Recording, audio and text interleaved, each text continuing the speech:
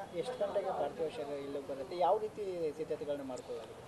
ಈಗ ಬೆಂಗಳೂರಿಂದ ಹೊರಟಿದೆ, ಸುಮಾರು 3-3:15ಗೆ ಮೈಸೂರಿನ ಟೋಲ್ಗೇಟ್ ಹತ್ರ ಬರುತ್ತೆ.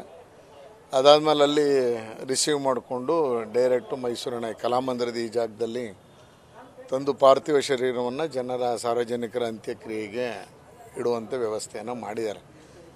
ಜಿಲ್ಲಾಡಳಿತ ಒಂದಷ್ಟು ವ್ಯವಸ್ಥೆಗಳನ್ನ ಚೆನ್ನಾಗಿ ಗಮನಿಸ್ತಾ ಇದ್ದಾರೆ.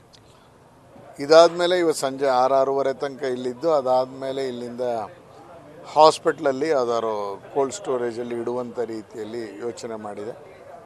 ಅದಾದಮೇಲೆ ನಾಳೆ ಬೆಳಗ್ಗೆ 8-8:30ಗೆ ಅವ್ರ ಮನೆ ಹತ್ತಿರ ಶಿಫ್ಟ್ ಮಾಡಿ, ಮನೆ ಹತ್ತಿರ ಏನು ಪೂಜಾ ಕೈಂಕರ್ಯಗಳು ಮನೆ ಹತ್ತಿರ ಮಾಡಬೇಕು ಅದನ್ನಲ್ಲಿ ಮಾಡಿಸಿ ಸುಮಾರು 11 ಗಂಟೆ ಒಳಗೆ ನಾವು ಸ್ಮಶಾನದಲ್ಲಿ ಹರಿಶ್ಚಂದ್ರ ಘಾಟಲ್ಲಿ ಸೌದೆ ಅಂತ ಆಗಿದೆ, ಸೌದೆಯಲ್ಲಿ ಅವ್ರದ್ದು ದಹನ ಕ್ರಿಯೆ ನಡೆಯುತ್ತೆ. ಒಂದಷ್ಟು ಗಣ್ಯರು ಬರುವ ಸಾಧ್ಯತೆಗಳಿದೆ. ಪ್ರಹ್ಲಾದ್ ಜೋಶಿ ಅವರು ಕೇಂದ್ರ ಸಚಿವರು ಬರ್ತೀನಿ ಅನ್ನುವಂಥ ಮಾತನ್ನು ಹೇಳಿದ್ದಾರೆ. ರಾಜ್ಯದ ಅಧ್ಯಕ್ಷರು, ನಮ್ಮ ವಿರೋಧ ಪಕ್ಷದ ಇಬ್ಬರು ನಾಯಕರು ನಾಳೆ ಇಲ್ಲಿ ಇರಬಹುದು. ಜಿಲ್ಲಾಡಳಿತ ಮತ್ತು ಸರ್ಕಾರದ ವತಿಯಿಂದ ಒಂದಷ್ಟು ಜನ ಪ್ರಮುಖರು ಬರ್ತಾರೆ. ಜೊತೆಗೆ ಪರಿವಾರದ ನಮ್ಮ ವಿಚಾರ ಪರಿವಾರಕ್ಕೆ ಯಾರ್ಯಾರ ಹತ್ತಿರ ಇದ್ದರು, ವಿಚಾರ ಪರಿವಾರದ ಅನೇಕ ಜನ ಹಿರಿಯರು ಬರುವ ಸಾಧ್ಯತೆಗಳಿದೆ. ಇವತ್ತು ದತ್ತಾತ್ರೇಯ ಹೊಸಬಾಳೆ ಅಂತ ಹಿರಿಯರು, ಮುಕುಂದ್ ಅಂತ ಹಿರಿಯರು ಇವರ ಅಂತಿಮ ದರ್ಶನಕ್ಕೆ ಬರುವಂಥ ಸಾಧ್ಯತೆಗಳಿದೆ. ಹರಿಶ್ಚಂದ್ರ ಘಾಟಲ್ಲಿ ಏನೇನು ತಯಾರಿ ಆಗಬೇಕು ಅದರ ತಯಾರಿಯನ್ನು ನೋಡಿ ಅಲ್ಲಿರುವ ಅಧಿಕಾರಿಗಳಿಗೆ ಒಂದಷ್ಟು ವಿಷಯಗಳನ್ನ ಮನದಟ್ಟು ಮಾಡಿ ಈಗ ತಾನೇ ಇಲ್ಲಿಗೆ ಬಂದಿದ್ದೀನಿ. ಒಟ್ಟಾರೆ ಒಂದು ಹಿರಿಯ ಚೇತನ ಇವತ್ತು ಕರ್ನಾಟಕದಷ್ಟೇ ಲಾಸ್ ಅಲ್ಲ, ಇಡೀ ಭಾರತಕ್ಕೆ ಲಾಸ್ ಆಗಿರುವಂಥ ವಿಷಯ.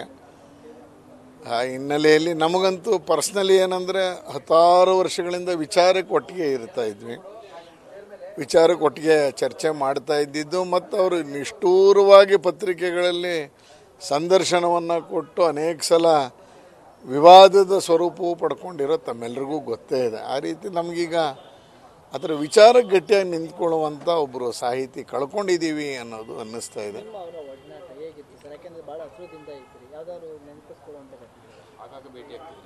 ಒಂದು ಆವರಣ ಪುಸ್ತಕ ಬಿಡುಗಡೆಯ ಸಂದರ್ಭದಲ್ಲಿ ಒಂದಷ್ಟು ಇದನ್ನು ತಡೆ ಒಡ್ತಾರೆ, ಬ್ಯಾನ್ ಮಾಡ್ತಾರೆ ಅನ್ನುವಂಥದ್ದು ಆಗ ಕೇಳಿಬರ್ತಾ ಇದ್ದಂಥ ಸಂದರ್ಭ.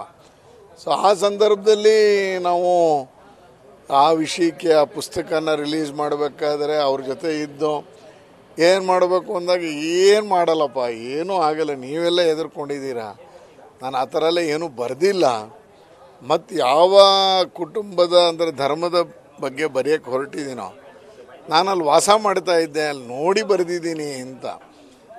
ಆಮೇಲೆ ನಾವು ಇಲ್ಲಿ ಪ್ರಕಾಶ್ ಬೆಳವಾಡಿಯವರು ನಾಟಕದ ರಿಹರ್ಸಲ್ ಸಂದರ್ಭದಲ್ಲಿ ನಿಮ್ಮ ಕೈಲಾಗುತ್ತಾ ಅಂದಾಗ ಖಂಡಿತ ಬರ್ತೀನಿ, ಕೂತ್ಕೋತೀನಿ ಅಂಥೇಳಿ ಇಲ್ಲಿ ಪರ್ವ ನಾಟಕದ ಸಂದರ್ಭದಲ್ಲಿ 8 ಗಂಟೆ ಕಾಲ ನಾಟಕ ನೋಡಿದ್ದು.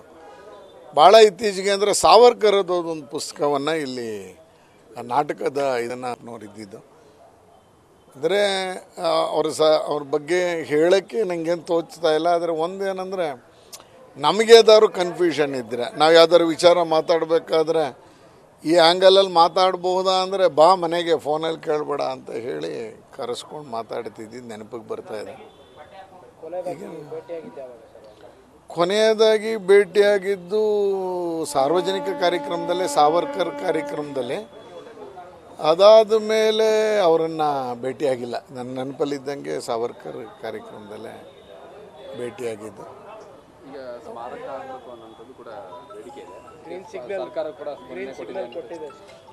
ಸರ್ಕಾರ ಒಳ್ಳೆ ಪಾಸಿಟಿವ್ ಆಗಿ ಅದನ್ನು ಸಕಾರಾತ್ಮಕ ಯೋಚನೆ ಮಾಡಿ ಮಾಡೋಣ ಅಂತ ಹೇಳಿದ್ದಾರೆ.